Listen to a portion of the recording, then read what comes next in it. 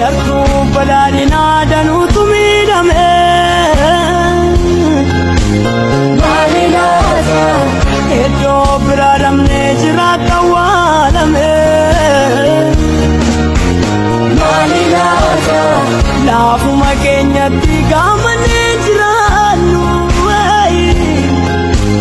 Malilasa Amu mayomi tir moerga pate debite kanam Malilasa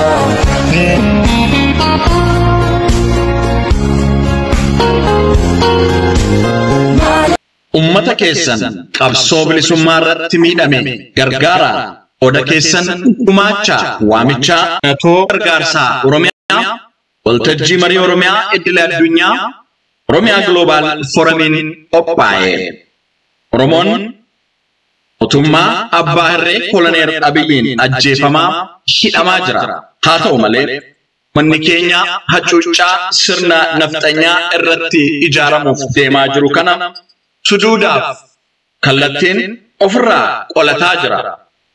Wareegama lafee fi dhiiga ilmaan Oromoon qabsoo goonfatee irraa butuun sirna Oromiyaaf Oromoo hacuucuu irratti kan dhaabbanne aarsaa ga'u kaffalataa jira. Haa ta'u malee deemsa qabsoo bilisummaa Oromoo uummanni Oromoo biyyaa falmataa jiruuf deeggarsi godhamu gahaa miti.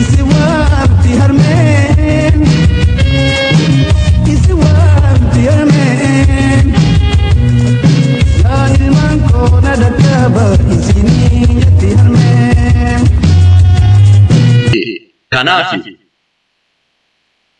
waltajjiin marii Oromiyaa idil addunyaa yookiin Oromiyaa Global Forumiin mata keessan qabsoo bilisummaa Oromoo irratti miidhame gargaara oda keessan gumaacha jechuun atoo gargaarsa miidhamtoota qabsoo bilisummaa Oromoof kan ta'u Uddee 19 bara 2020 sa'a dura sa'a 11 aga waaree booda sa'a 3 akka lakkoofsa deessitti horoo sassaabuudhaaf goofandii qindeessee karaa toora zuumiitiin qopheessee jira.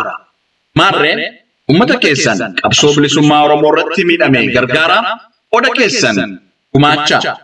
Gargaarsi kun karaa waltajjii marii Oromiyaa idil addunyaa kin Oromiyaa Global Forumiin kan qophaa'u waggaa kana keessatti miiliyoona 1 sassaabuuf kan karoorfame damtoota siyaasaaf abukaatoo madoo fi wallaansa maatii abbaan warraa irraa hidhamee ajjeefame daa'imman abbaaf malee hafaniif qonnaan bulaa ooyiruu fi manni irratti gubateef ijaarsa kan ta'u barattoota barnoota idilee isaanii irraa hanqifamaniif akkasumas immoo miidhaa Oromoof Oromiyaa irra ga'u addunyaa biratti sagalee akka taasisuuf kan oolu gargaarsa natoo Oromiyaa qabsoo bilisummaa Oromoo irratti miidhame gargaaruuf kan qophaa'e.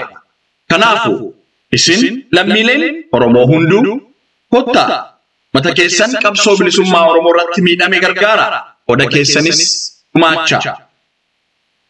Guyyaa kana Uddee 19 bara 2020 ganama waaree dura sa'a 11 waaree booda sa'a 3 akka lakkoofsa DC'tti horoon sassaabama karaa goofandiitiin akkasumas immoo kallattii kan biraatiinis deeggarsi bifatti taasifamu waldaan kun marii kana irratti isiniif ibsa.